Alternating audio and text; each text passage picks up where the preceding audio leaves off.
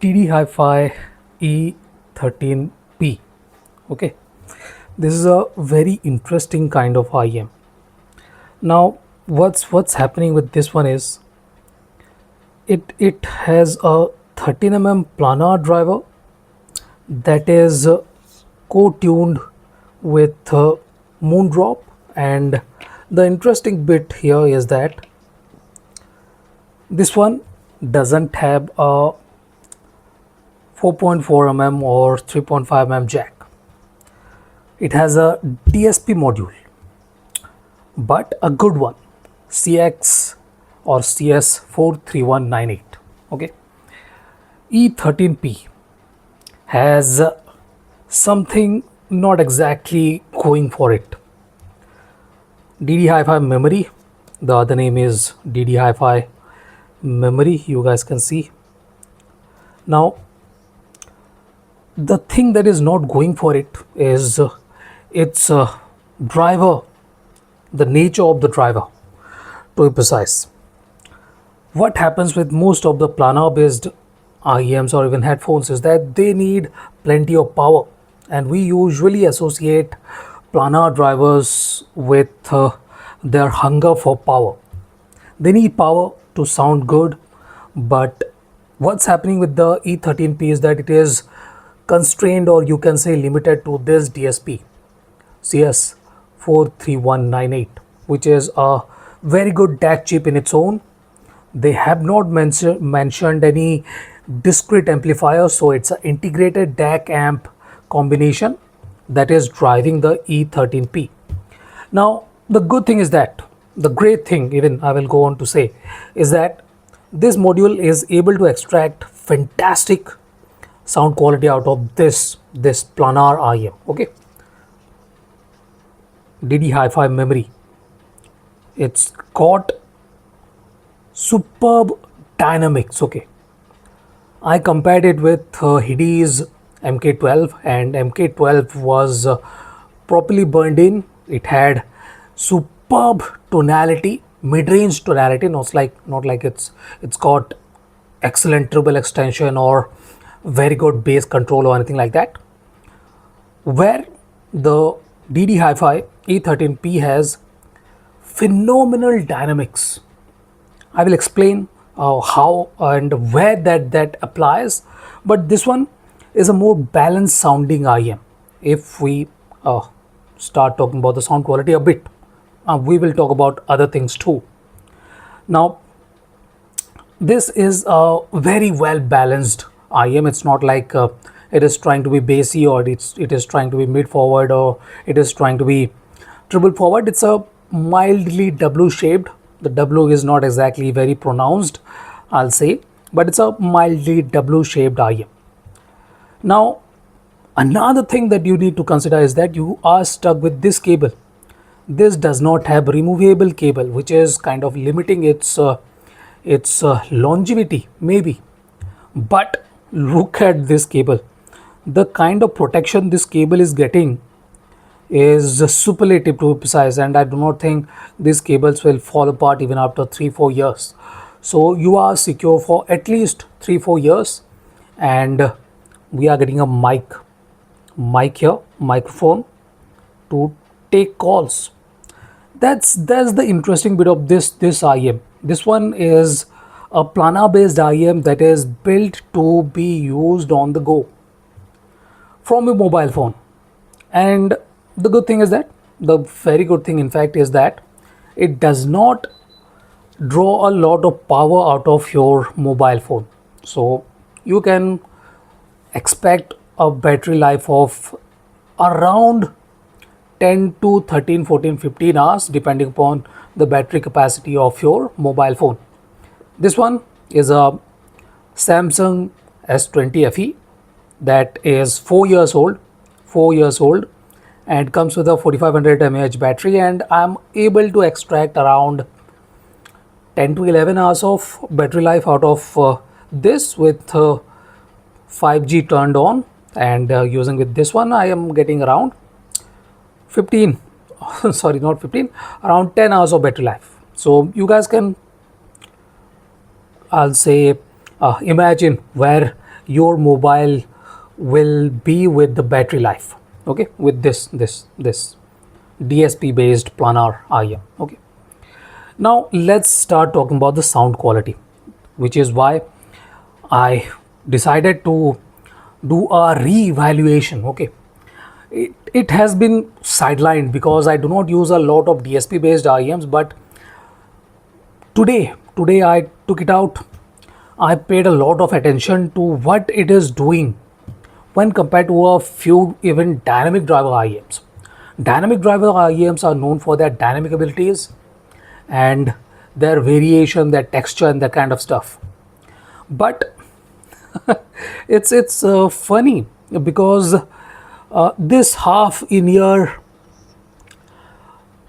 aviation grade aluminum shell IEM with a OCC copper cable is offering exceptional dynamic abilities, which is interesting in my opinion, to say the least. If I expand, which I should, which I am here to do, if we expand the sound properties of this IEM, this one has good sub-bass extension. It's not the deepest. Planar drivers are not great with sub-bass extension. Either they are bassy or they are controlled, and this one comes in the controlled area, okay, in the bunch of controlled low-end planar based IEMs. So this one has good sub-bass extension, very good rumble. Okay, extension is not the deepest, but the rumble is there, so the body and that feel is not missing on the memory. Now the mid bass is slightly bigger with the area, and the impact is a bit more punchier, a bit more meatier, but it's still on the tighter side.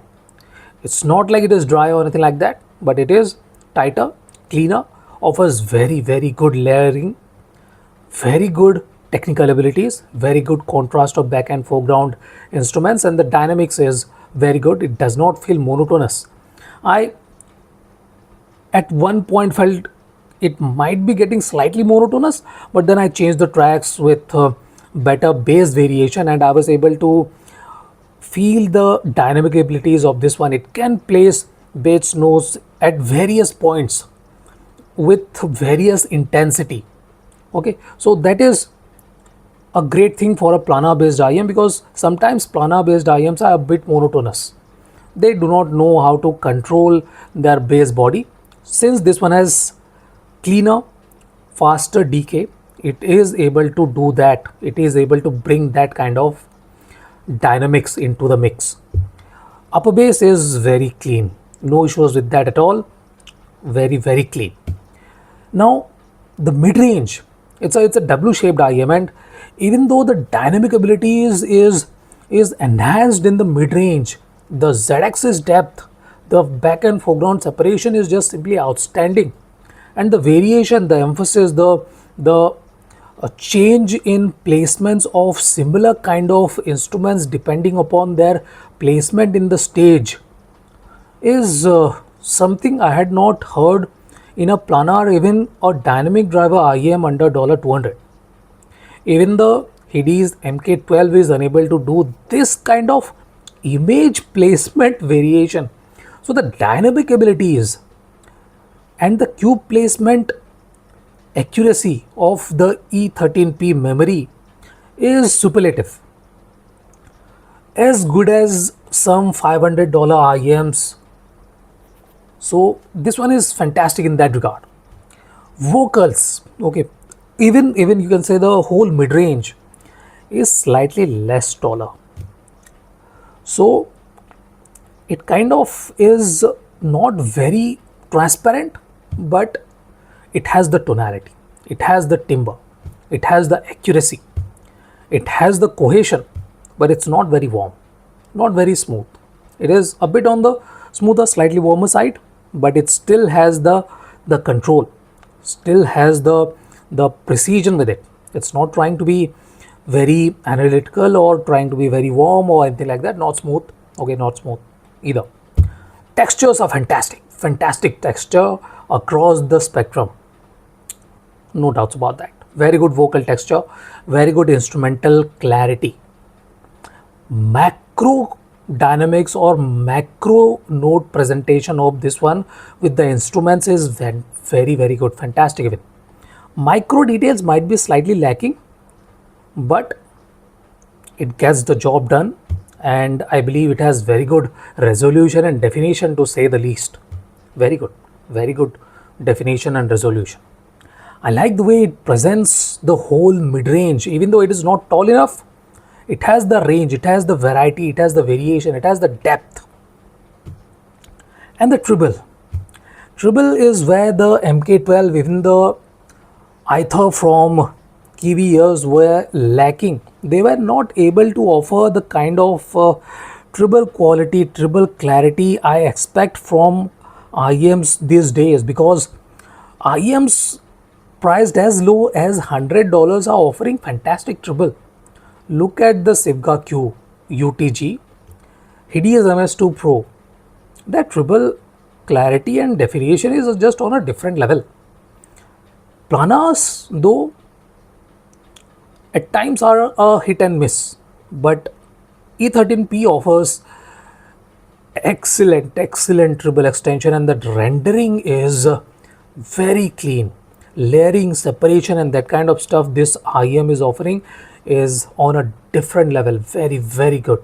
I'm loving the way they have tuned this IEM's treble range. It's airy, it's clean, it has very good cue placement. The instruments that are in the background have the right amount of subtlety to them, and the angular, even you can say, the decay of a treble instrument, that fading into the background is so beautifully done that it kind of attracts your attention. Okay, it wants you to enjoy. It's not sharp, it's not very on your face kind of a treble range, yet it kind of tells you that can you see what I'm capable of, what I'm doing here. You can definitely ignore because it is not on your face. So yes, that's the point, that's the whole point about this. Now the stage is not very tall, it is wide and has very good z-axis depth. So the stage is not rounded, it is like a tunnel. Okay, it's like a tunnel. It's aptly tall, but it's not very tall or anything like that. And the imaging is very good imaging, to be precise. And the out of head presence of instruments is good too, no issues with that at all. So if you want a good planar based IEM that you can use while you are commuting, while you are on the go, and you like planar based IEMs, okay, you do not want any hassle of using an extra USB DAC amp, you just want a good planar based IEM that comes with a very secure carry case. You do not need to carry a dongle or anything like that. You do not need this. You do not need come out. You do not need this either. TC44 grip, you do not need any of these things. It just can work on this one. And I was checking, it does not get hot even after at least 2-3 hours of usage. It gets slightly hot with usage, but I believe the power consumption or the duration really makes it hotter. But for 2-3-4 hours, it's just perfectly fine. No issues with the heating or anything like that. In any case, this is my detailed, in-depth take on this exceptionally dynamic planar based IEM that has a couple of very, I'll say, unavoidable limitations. You cannot avoid these limitations, okay, that they are not avoidable. This DSP module and this non-removable cable is kind of limiting its upgradability. But if you are happy with this kind of setup, you do not want that kind of freedom, this is an excellent IEM to be used on the go. So this is it, guys. Thank you for watching. Have a nice day. Enjoy.